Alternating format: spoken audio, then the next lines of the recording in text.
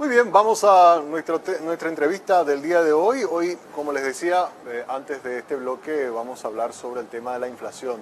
¿De qué manera este aumento importante que hemos observado en estos primeros ya prácticamente 6 meses del año está golpeando a la canasta familiar y qué se puede esperar para los próximos meses? Está con nosotros el economista, exministro también, y bueno, una persona muy entendida sobre todo el tema económico a través de la consultora Mentu.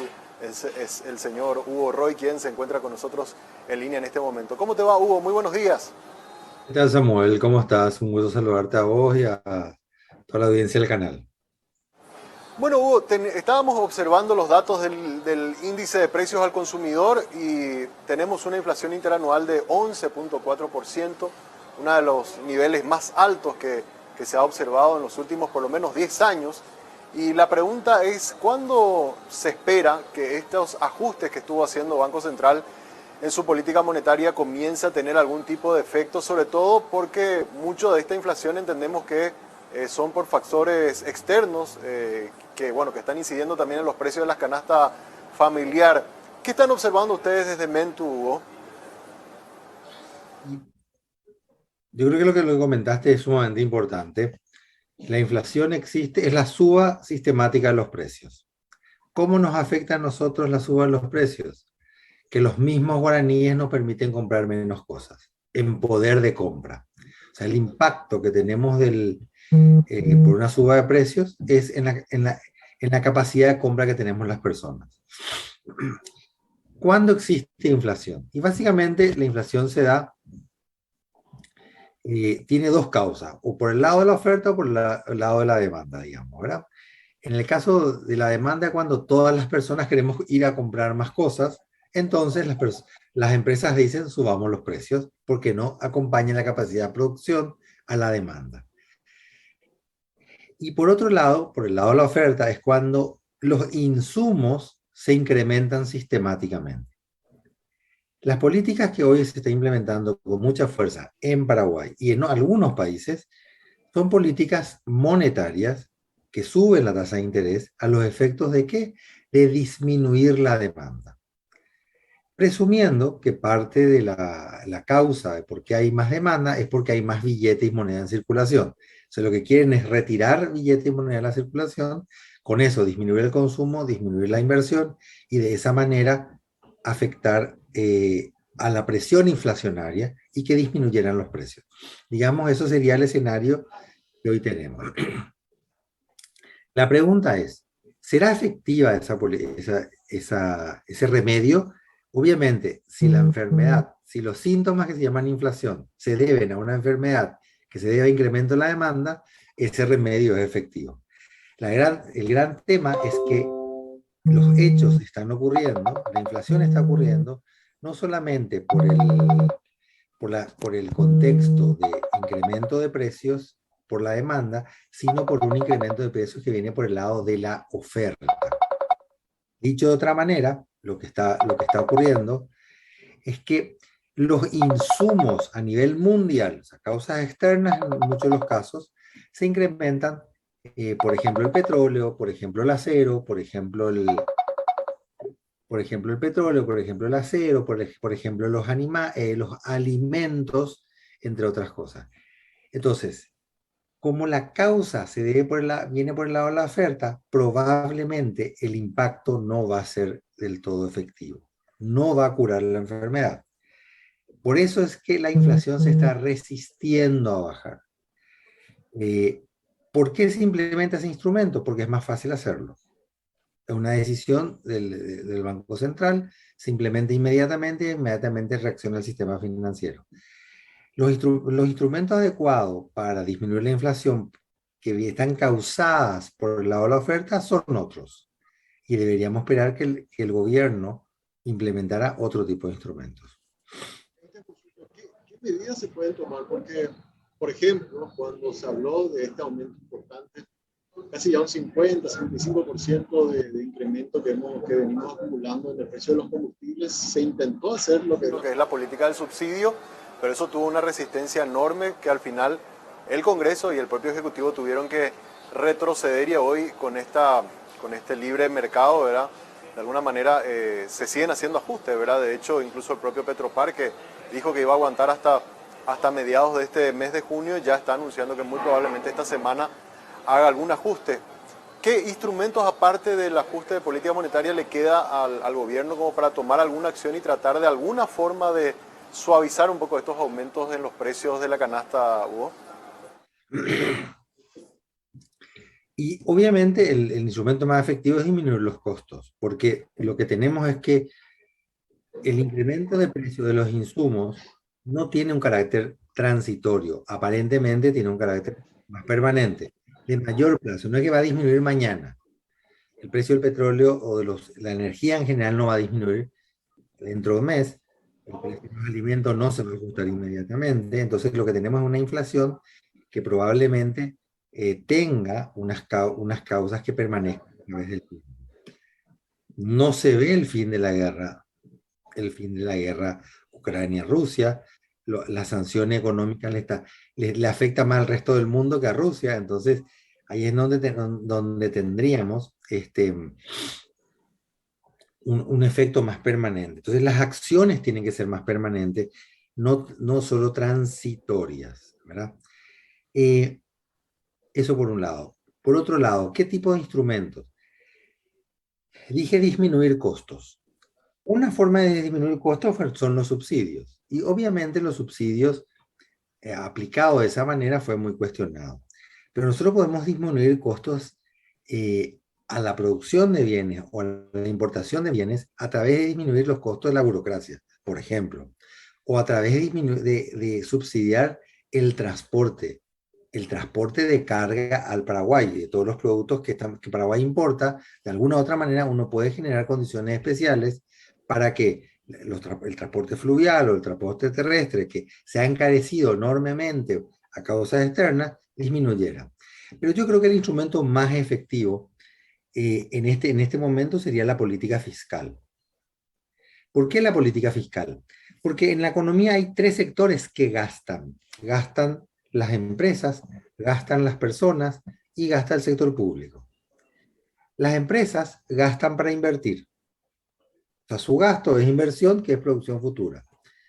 Las personas consumen para vivir. Y el gobierno gasta, hay veces, para producir bienes públicos en general, estoy hablando en términos muy generales.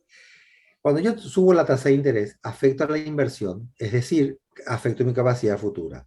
Y afecto al consumo, es decir, a la capacidad de las familias. Pero en este momento es el momento de que el sector público se ajuste, porque en los últimos años el sector público ha gastado sistemáticamente más de los ingresos que tiene. Por eso nos endeudamos, ¿verdad? O sea, la prueba es, desde el 2012 a hoy, es decir, hace 10 años, el sector público tiene un exceso de gasto con respecto al ingreso que tiene. Entonces, en su momento pudo haber estado bien. En el COVID era bueno gastar para dinamizar la economía, pero hoy el sector público tiene que ajustarse, porque los años anteriores, las familias y las empresas se han ajustado para permitir al sector público gastar. ¿Cómo yo me ajusté? Pagando más impuestos. Todos nosotros estamos pagando más impuestos. Si yo pago más impuestos, consumo menos de lo que gano. Entonces, en este momento, la política más efectiva para afectar la inflación va a ser el control del gasto del sector público. No es momento de endeudarse, no es momento de déficit. Es momento en el cual el sector público ayude a la política monetaria a bajar la inflación controlando su nivel de gasto. Eso va a hacer automáticamente que la inflación disminuya. Hablamos, Hugo, de proyecciones. Banco Central está esperando un 8% más o menos que estaría cerrando este 2022 la inflación. 8%, pero recordando que en mayo ya alcanzamos 5.4%. Cuando ustedes hacen los análisis en Mentu, ¿qué números están observando? ¿Creen que se va a ajustar los precios de la canasta en ese porcentaje o estiman una inflación que podría incluso ser aún mayor? Prácticamente de comienzo de año estábamos esperando una inflación del entorno del 8%. Yo creo que ahora los fundamentos nos están llevando a una inflación entre el 8 y el 10%. Lo que tenemos que tener en cuenta es que hablar de un precio promedio que se incremente en un entorno del 9%, por así decirlo, no necesariamente significa que los productos que yo consumo se incrementen a un 10%. De alguna u otra manera, hay una gran presión inflacionaria o de incremento de precios de los productos, llamémosle, de origen nacional. Entonces, los productos de origen nacional tienen un incremento sustancialmente mayor que los productos de origen internacional. ¿Por qué? Porque el Banco Central está utilizando el tipo de cambio como un mecanismo para ayudar a que disminuya la inflación. Entonces, los productos importados tendrán un incremento de precio menor que los productos de origen nacional. ¿Verdad? Y de esa manera llegaríamos al 10%. Así también, los insumos tendrán un incremento mayor que los productos de consumo final. ¿Por qué? Porque eso implica que las empresas van a absorber vía pérdida, vía utilidades, gran parte del impacto, una parte importante del impacto. Yo decía anteriormente que las empresas y las familias son las que están haciendo el ajuste para contener la inflación. Eh, Respondiendo nuevamente, más precisamente a lo que señalas, estamos estimando una inflación del entorno del 9-10%, o sea, entre 8 y 10, un mayor impacto en los productos nacionales, un menor impacto en los productos importados, debido al control del tipo de cambio, o sea, el tipo de cambio no va a evolucionar todo lo que se esperaría, y un incremento mayor de los insumos, del índice de precio de los insumos, versus el índice de precio del consumidor final. La Comisión Nacional de Salarios Mínimos tiene que analizar un pedido de ajuste en el salario base y por lo menos lo que se está manejando hasta ahora es que con este 11% de inflación interanual, ese salario ascendería, que hoy está en 2.289.000 a 2.550.000. Ese mayor, digamos, o ese aumento de casi un 11% que van a tener que hacer las empresas que emplean a personas que ganan en este nivel, ¿podría también tener algún efecto sobre la inflación, Hugo? O sea, yo quisiera separar los elementos. La inflación es el incremento sistemático de los precios, persistente de los precios. O sea, un incremento de una vez no necesariamente genera inflación. Ahora bien, una subida de una vez del salario mínimo, una subida una vez del precio de los combustibles, una subida de una vez del precio del transporte público, ¿qué hace? Afecta las expectativas. Y yo lo que digo, o sea, o las expectativas o los mecanismos de indexación. Entonces, al subir uno de esos componentes, todos estábamos ajustando los precios y eso genera la espiral inflacionaria, ¿verdad? Entonces, obviamente, un incremento de los precios del combustible, un incremento del precio del salario mínimo, del valor del trabajo, un incremento de alguna de estas variables que cité, va a generar una mayor presión inflacionaria porque afecta las expectativas y porque afectan los mecanismos de indexación. Muchos contratos están ajustados a la variación del salario mínimo. Eso es un dato, eso va a ocurrir. Ahora, yo no quisiera que este elemento se utilizara para decir no es bueno ajustar el salario. Yo soy de los que creo que la política pública tiene como objetivo garantizar el bienestar de las personas. Y garantizar el bienestar de las personas implica también hacer justicia, porque en este momento tenemos más o menos 1.500.000 personas que son asalariadas, la población ocupada asalariada es más o menos 1.500.000 personas, que en este periodo, en este año, perdieron 10% de poder de compra, poco más, 11%. Yo el ejemplo burdo que doy es si ganaba 100 y el precio de la manzana costaba 10, anteriormente compraba 10 manzanas y hoy puede comprar solamente 9 manzanas. ¿Quién se quedó con esa manzana? De esta manera, de esta forma, y como el déficit es público, el gobierno se quedó con esa manzana. El que gana con la inflación es el gobierno. El que pierde con la inflación son las personas asalariadas y son las personas que tienen menores ingresos. Por eso es importante hablar de un impuesto de inflación. O sea, es una forma de recaudar y financiar el déficit. Por eso es que tenemos que estar en contra de la inflación. Y por eso es que tenemos que estar a favor de que el gobierno hoy se ajuste esto es mantener la inflación. ¿Se debe ajustar el salario mínimo? Yo creo que sí se debe ajustar el salario mínimo. Primero porque dice la norma y segundo porque es una forma en la cual los asalariados van a recuperar poder de compra. Ojo, tenemos que tener en cuenta que en nuestro país, más o menos el 40%, perdón, más o menos el 80% de la población, 86% de la población económicamente activa y ocupada gana menos de un 1,5 salarios mínimos. O sea, le va a afectar a gran parte de la población. Eso podría generar un efecto de producción y un efecto de disminución de la mora también, ¿verdad? O sea, tiene otros beneficios el hacer ese ajuste.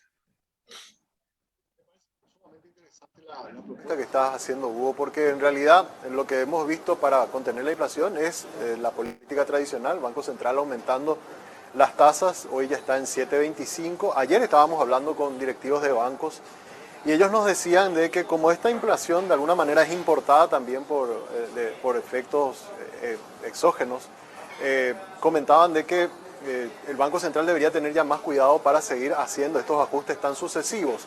Y ahora vos planteás el tema del recorte o por lo menos ajustarse los cinturones desde el punto de vista del gasto público.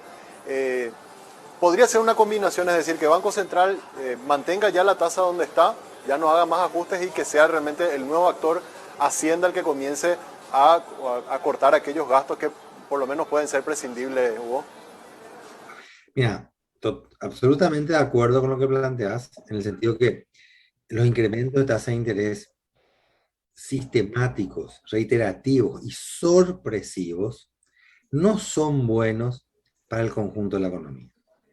Podrá ser bueno para ajustar los precios, ajustar la inflación en el corto plazo, pero no es bueno como instrumento de adicción. No podemos volvernos adictos a jugar con la tasa de interés y a tocar la tasa de interés. ¿Por qué? Porque genera recesión. Yo también he cuestionado en estos últimos meses el hecho de que el Banco Central haya realizado ajustes sorpresivos. Todos nosotros sabíamos que la inflación iba a venir, que se estaba incrementando, que existía presión inflacionaria.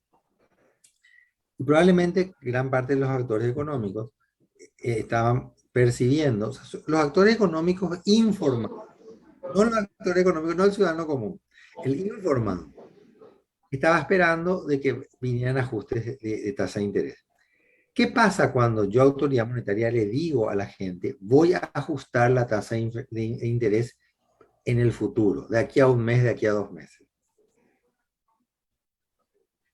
Es razonable que los agentes que tienen que realizar proyectos de inversión adelanten su inversión.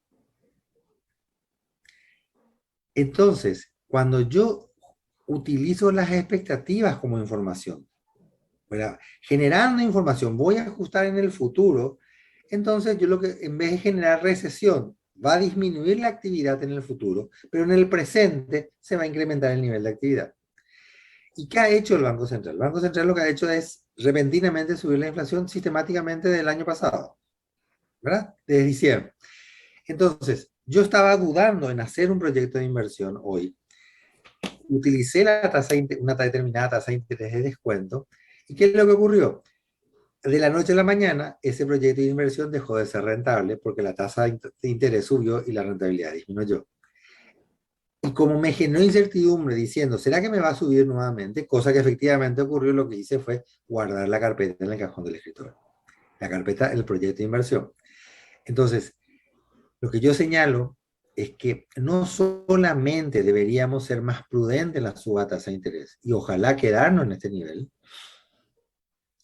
sino que también deberíamos ser más, tener un proceso de mayor diálogo y a lo mejor informar más a los actores sobre la estrategia para hacer frente a la inflación y dar mayor información para afectar las expectativas e incrementar el nivel de producto. Creo que no es sano subir la tasa de interés más allá del nivel actual y creo que no es sano subir el gasto público nuevamente. Cuando digo subir el gasto público estoy hablando de todo tipo de gasto público, no estoy hablando solamente del gasto corriente. Estoy hablando también del gasto de inversión, porque el gasto público de inversión no necesariamente es de calidad. Nada más, hemos escuchado algunos agentes que hablan ya de un escenario de estanflación, dicen ellos, porque obviamente pronostican un año recesivo y una inflación que no por lo menos se va a poder controlar a los niveles que quiere el Banco Central. ¿Cuál es tu opinión al respecto, Hugo? Y yo creo que claramente podemos hablar de un incremento de la tasa de inflación. Lastimosamente, hemos superado los dos dígitos. Yo creo que nos vamos a quedar en ese entorno, de, como decía anteriormente, de 10 de inflación, entre 9 y 10. Lastimosamente, el nivel de actividad está disminuyendo sistemáticamente. Ahí, o sea, tenemos inflación y tenemos estancamiento. Ahora, no tenemos una situación, llamémosle dramática. O sea, yo le sacaría una dosis de dramatismo a la palabra estanflación, ¿verdad? O sea, es decir, porque nos parece una situación muy crítica. Nosotros tenemos niveles que podemos controlar todavía. Y la gran ventaja de la economía paraguaya es que tiene una capacidad de recuperación muy rápida y que cada vez estamos más diversificados. Entonces podemos hacer frente a otros niveles. A mí el problema de estancamiento, el problema de disminución del ritmo de crecimiento de la economía paraguaya no se debe solo a la situación internacional actual o a los shocks externos e internos que hemos tenido recientemente. Cuando digo interno me refiero a sequía, cuando digo externo me refiero a esta situación de la oferta en general, digamos.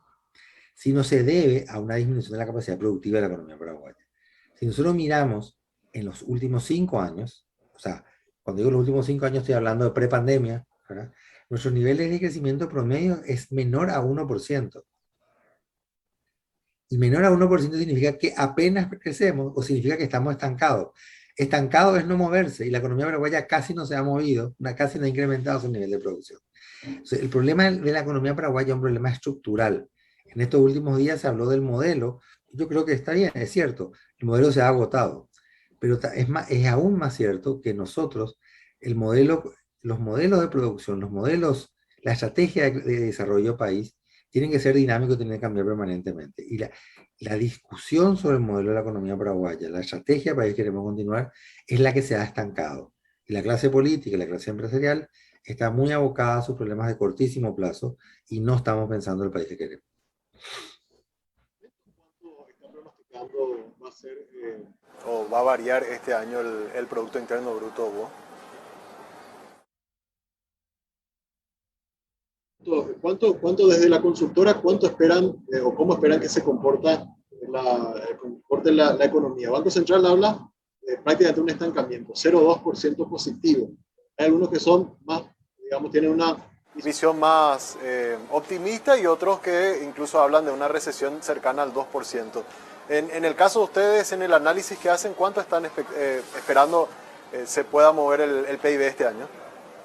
Estamos más cercanos o sea, más cercano al 0%, con una variación de más o menos 1. O sea, creemos que estaríamos entre el menos 1%, o sea, una caída del 1% o el 0 o un no crecimiento, 0% de cambio del Producto Interno Bruto. Para el año que viene se podría aventurar una especie de efecto rebote, así como ocurrió en el 2021. Siempre hay un efecto rebote, Samuel, pero nosotros no podemos esperanzarnos de los efectos rebote, porque los efectos de rebote son mejoras de corto plazo, ¿verdad? O sea, es decir, cuando yo estoy enfermo y estoy en cama, al día siguiente camino y de estar parado a caminar, hay un crecimiento del ritmo de actividad. Exacto. Pero esa misma actividad no es sostenible en el tiempo, porque yo tengo que mejorar estructuralmente. La economía paraguaya lo que tiene que hacer es cambios fundamentales. Y ahí es donde yo creo que el sector privado ha hecho esfuerzo y se ha adecuado bastante. O sea, yo veo un sector productivo muy dinámico que ha cambiado muchísimo. Veo un sector importador que ha logrado acercarse a varios mercados, traer productos con mayor tecnología, tanto de bienes de capital como de bienes de consumo. Veo un sector emprendedor que está generando nuevas opciones, nuevas propuestas de negocio. Sin embargo, creo que el sector productivo, el emprendedurismo, las pequeñas y medianas empresas han sido las más golpeadas en estos años. Y no veo un sector público que haya mejorado en la calidad del gasto Y que cuando digo mejorar la calidad del gasto, lo que me refiero es un gasto orientado a mejorar las capacidades de producción y las capacidades capital humano. O sea, tenemos que tener un sector público más dinámico en ese tipo de cosas. Eh, en estos días he escuchado muchísimo cuántos kilómetros nuevos de rutas asfaltaron, ¿verdad? Pero tener más rutas no es comunicación, construir más escuelas no es mejor educación, construir más hospitales no es mayor salud. O sea, el resultado tiene que, el foco del gasto público tiene que estar en el resultado y en el resultado y en el impacto que tuviera en el modelo de desarrollo. O sea, yo suelo decir como un ejemplo muy simple. Yo me cuestiono en qué medida el nuevo puente Héroes del Chaco ayudará al desarrollo. O sea, ¿no era mejor esos recursos invertir en otro tipo de productos que fueran de mejor calidad o mayor impacto? O sea, no siempre los empedrados chinos no agregaron valor en el largo plazo, agregaron gasto, no valor, ¿verdad? Entonces, creo que tenemos que enfocarnos más en las pymes, creo que tenemos que reorientar la política de gasto y la política de inversión del sector público a los efectos de que estos colaboraran a mejorar las capacidades productivas de la economía paraguaya en el largo plazo. Hoy te agradezco muchísimo tu tiempo. Gracias por compartir todas estas reflexiones con nosotros aquí en Monitor Económico de 5 días. Muchísimas gracias, Samuel. Un fuerte abrazo y saludos a todos. Muchas gracias. El economista Hugo Roy conversando con nosotros, hablando sobre el tema de la inflación, qué acciones se pueden tomar para intentar de alguna forma atenuar esta presión inflacionaria que hemos estado viviendo a lo largo de este año y que se pronostica va a ser también uno de los niveles más altos en los últimos 10 años. Vamos a hacer una pausa. A la vuelta ya venimos con nuestro monitor global.